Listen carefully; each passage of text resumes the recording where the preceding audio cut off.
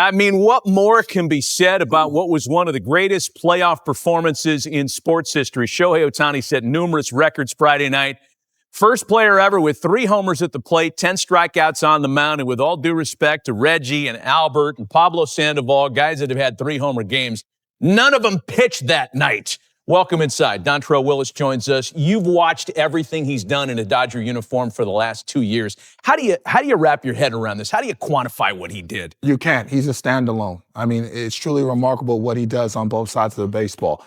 11 of the fastest pitches from either side came from Shohei Ohtani. Also, the 3 home runs, exit velo of 116, 116, and 113. Some of the hardest hit balls in all of baseball. It's truly remarkable to see his athleticism. He strikes out the side in the first inning, hustles off the mound, leadoff home run, first to ever do it in a regular season or postseason game. And he is box office, and he's going against himself right now. My own mother, captain, called me after the second home run. I said, Shohei went deep again. She said, a third time. And so if you're a casual fan or a lover of baseball, you're just in awe of what he does on the mound. He continues to raise the ball higher and higher. I tell you what, man, no one of us was born where Babe Ruth was doing his thing, but I'm so happy that I was born in this era right here so that I can watch greatness. Watch this guy swing right here once again. This first ball that he hit in the parking lot, it's a cutter in the hands. Come on, guys. I thought that the greatest thing I was ever going to see from the left side of the home plate, it was going to be very wrong. But look at this guy. Look at this thing right here, man. Come on. Launch angle. That's not easy to do. Caught it in the hand, launch angle. Look at Freddie. Freddie's like, oh, no. And watch this. We got candy for you guys in left center, too. Just in case you were planning going home, look at Magic. Going all crazy out there. I mean, come on, guys. We are watching greatness right here. And watching this guy hitting and pitching, like you say, in our era, our lifetime, this is something, I don't care what anybody say, this is fun to watch. You're right, and Babe Ruth is a perfect name. I mean, we've been used to, no matter what sport it is, say that was a Ruthian effort, right? Are we getting to the point that we're going to say Ohtanian feat, right? Because that's how good he is, and really there is no comp. It reminds me of 1977 when Reggie hit those 3 home runs. There's probably 3 million people out there saying, I was at that game. Yes. It was impossible. It's only 54,000. The same will be said about Game 4 at Dodger Stadium. Simply said, Captain, here's the deal. Right now, he is the most impactful and the best athlete on planet Earth. First of all, I can't let this go. What high school do you go to where you're a 22-year-old senior? It's the Dominican Republic University hybrid. They kick you out. I couldn't let it go. But back to Ohtani. I think, this culture nowadays, they're very quick to always say everything is the greatest, right? It's the greatest this. It's the greatest I've ever seen.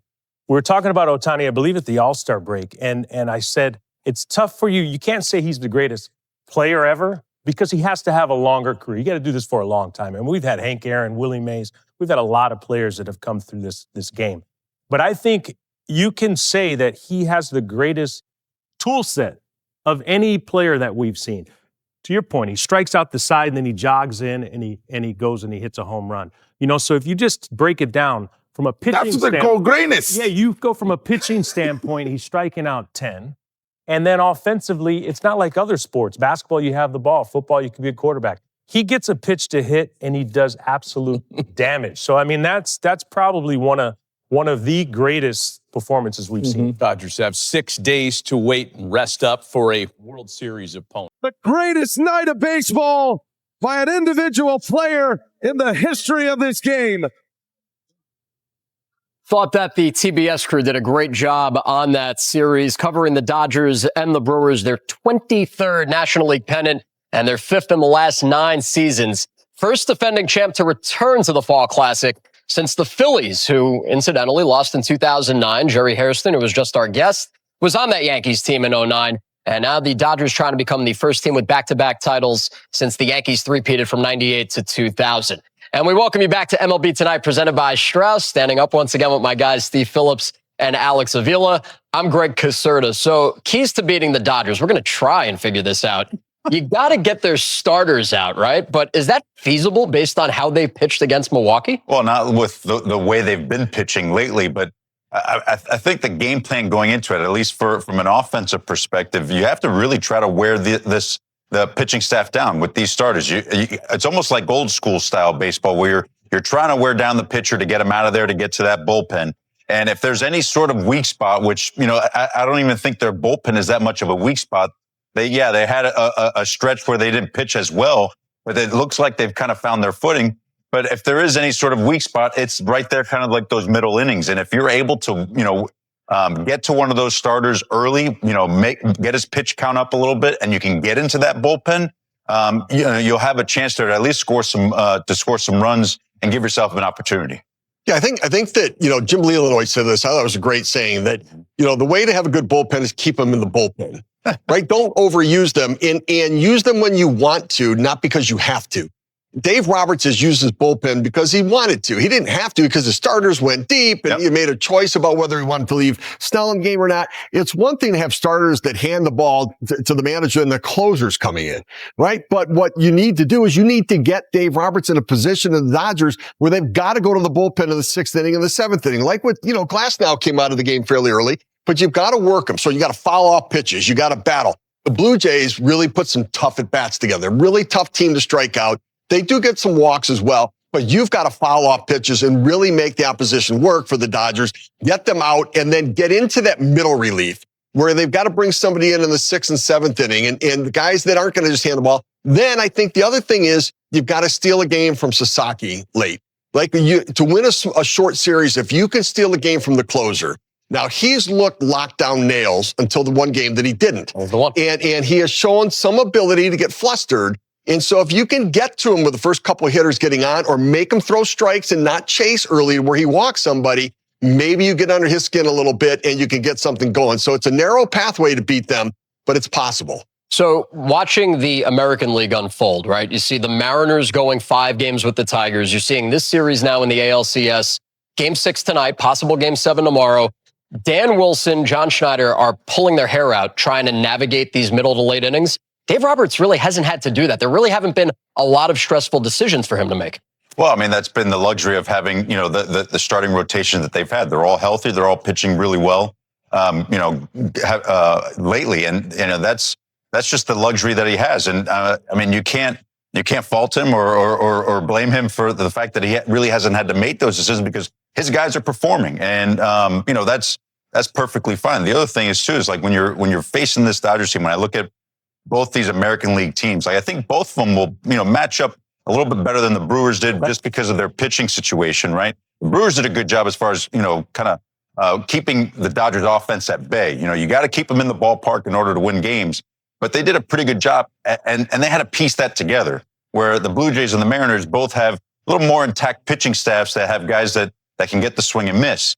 And, from an offensive perspective, Steve was talking about, like, the Blue Jays do a good job as far as putting those at-bats together. The last time when the Mariners faced the Dodgers earlier in the season, they struggled a little bit with the swing and miss over the course of that series. So, that would be something to watch if they were able to get into the World Series. But, for Dave Roberts, the way that his pitching staff has been going, I mean, you're just hoping for more of the same to where you're just kind of sitting, relaxing in the dugout and watching those guys kind of do their thing. And it's fresh in our minds because Shohei hit 3 home runs the other night, but the Dodgers have not been living and dying with the home run. 39% of their runs in these playoffs have come off the home run. Professional ABs. That's what they put together. And then you compare that with Seattle. I'm still in disbelief. 3 players have done this. 3 or more homers in a game where the player was also the starting pitcher. Shohei did it the other night. Jim Tobin, May of 1942. And who could forget Guy Hecker? He was a dude, August 15th. 1886. So we're good for one every century. That's how rare this is. And now we welcome in Jerry Hairston, Sportsnet LA broadcaster, 16-year big league career. Jerry, you got to witness greatness. Was this the greatest playoff performance of all time? I think it was. No disrespect to Reggie Jackson and the many other great playoff performances. I really couldn't sleep after watching that performance at Dodger Stadium that night. And I just was like, what did this make me feel? Because we were all in awe, not just fans, but players. Shohei Ohtani also broke X or Twitter, whatever you want to call it. And I was thinking that night and the next day, I was like, what can I liken it to? I guess for kids who didn't experience Michael Jordan when he was going on his epic runs, or Tiger Woods when he was in his prime, that's how Shohei made us all feel that night. For him to go out, first inning, strike out the side, then hits a leadoff home run, not done, goes out there, 10 plus punch outs, 6 innings pitch. Oh, by the way, 3 8 measure shots, 1 out of Dodger Stadium. Also, that ball out of Dodger Stadium, that's the furthest ball I've ever seen hit at Dodger Stadium. I have to say that is the greatest postseason performance, at least in baseball. Dodgers now 4 wins away from repeating as World Series champs. What's the overall vibe around this team right now? Because they pretty much outclassed the Brewers. They get by in 4 games, and now they get a couple of days off waiting on the winner of Mariners-Jays. Well, guys are extremely confident. I just love the way they responded. If you go back to mid-September, or whatever that game was when Yamamoto had that no-hitter loss in that 9th inning, was 1 strike away. The Dodgers offense really was non-existent, really up until that point, that month. Something clicked. And then when Clayton Kershaw announced his retirement, that group really kind of galvanized together, and they had like a new sense of focus, new sense of purpose. Now, I really felt they would have been ready for the postseason, but I think those 2 things with Clayton Kershaw announcing his retirement, these guys are laser focused, and they've been playing great baseball. Great starting pitching, pretty good bullpen, along with Hiroki Sasaki, who's been a lights out closer, and the offense has been really good. So these guys are focused, they're confident, but no matter who they play, they know they're going to have to play their best baseball, whether it's the Blue Jays or the Mariners. We saw different teams with the first-round buys approach the layoffs differently. We had the Blue Jays filling the seats for sim games. We saw the Phillies do the same thing. How are the Dodgers going through these next couple of days before the World Series begins? Well, guys, they've gotten treatment a little bit. They're going to start wrapping up their workouts.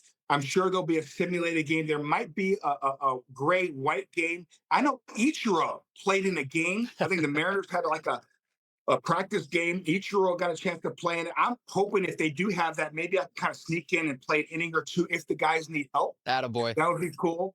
But I think, listen, I know it's a long layoff. Major League Baseball players aren't used to this long layoff, but these guys are focused. They've done this before. A lot of them have been through this type of scenario, and I think they'll be ready to go come Friday night. Jerry, do me a favor. If they ask you to suit up, please don't pull anything. Just stay on your feet. Don't get hurt, okay? I don't think they're going to be asking me. I may be trying to be begging to get in. They're definitely not going to ask. Good catching up with you, my man. Have a great rest of the playoffs, and we'll talk to you down the road. Great seeing you.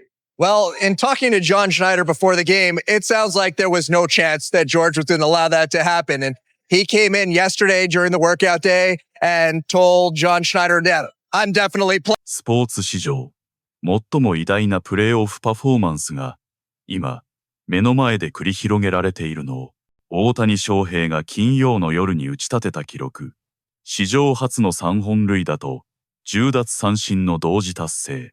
レジー・ジャクソンやアルバート・プホルス、パブロ・サンドバルが3本塁打を打った夜、彼らはマウンドに立っていなかった。でも大谷は違う。彼はピッチャーとしても、バッターとしても、絶対的な支配者だ。あなたはこれを無視できるか？このドラマチックな瞬間が、野球の未来を変えるかもしれないのに。そして、この脅威の裏側には、さらに深いストーリーが待っている。大谷はただの選手じゃない。彼はスタンドアローンな存在だ。11球の最速ピッチが彼から生まれ、3本塁打の出口速度は、116マイル、116マイル、113マイル。野球界で最もハードヒットされたボールの一つ。初回に三者凡退で三振を奪い、すぐさまリードオフホームランを放つ。レギュラーシーズンやポストシーズンで史上初。これは単なる数字じゃない。あなたの心を揺さぶる。純粋なアスレチシズムの爆発だ。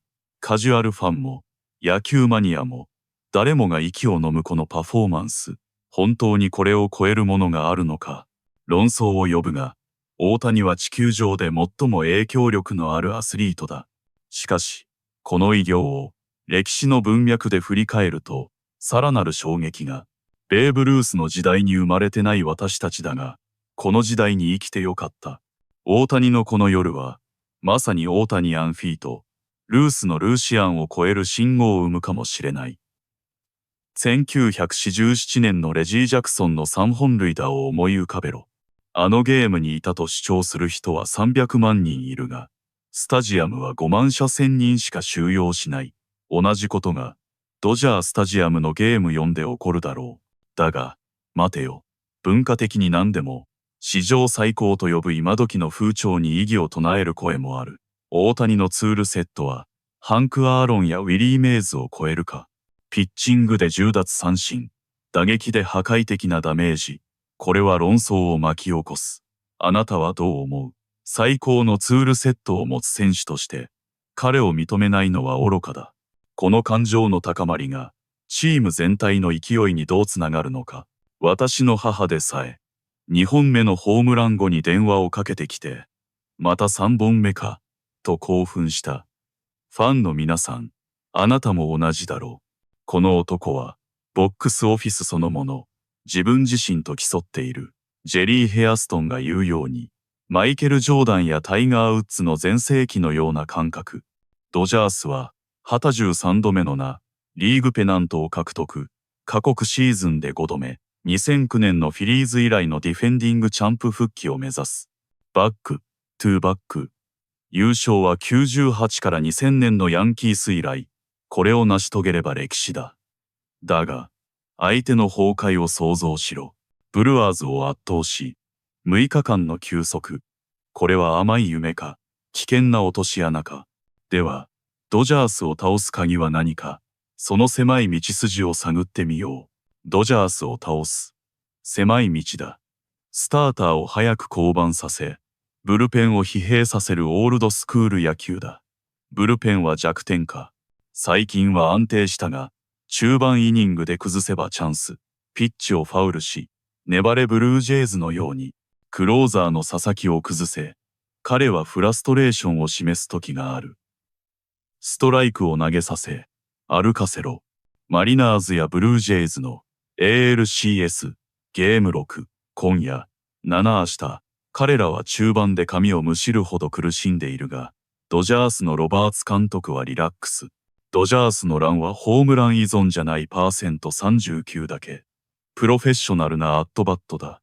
だが、ピッチングスタッフが健康で機能すれば、無敵か？これは衝突ヒッチのドラマ。あなたはどの側に立つ？この自信が、ワールドシリーズでどう爆発するのか。ドジャースの選手たちは極めて自信満々。山本のノーヒッター寸前ゲームとカーショーの引退発表がチームを結束させた。新たな焦点と目的ルーキークローザーのザックがライトアウト。オフの数日で治療とシミュレーションゲームイチローがかつて参加したように。流れオフはリスクだが、彼らは経験豊富。金曜のワールドシリーズ開始で、ブルージェイズかマリナーズか誰が来ても、最高の野球を、あなたはこの時代に生き、大谷の偉大さを目撃している。これを逃す手はない。史上最高の夜が、野球の頂点を決める。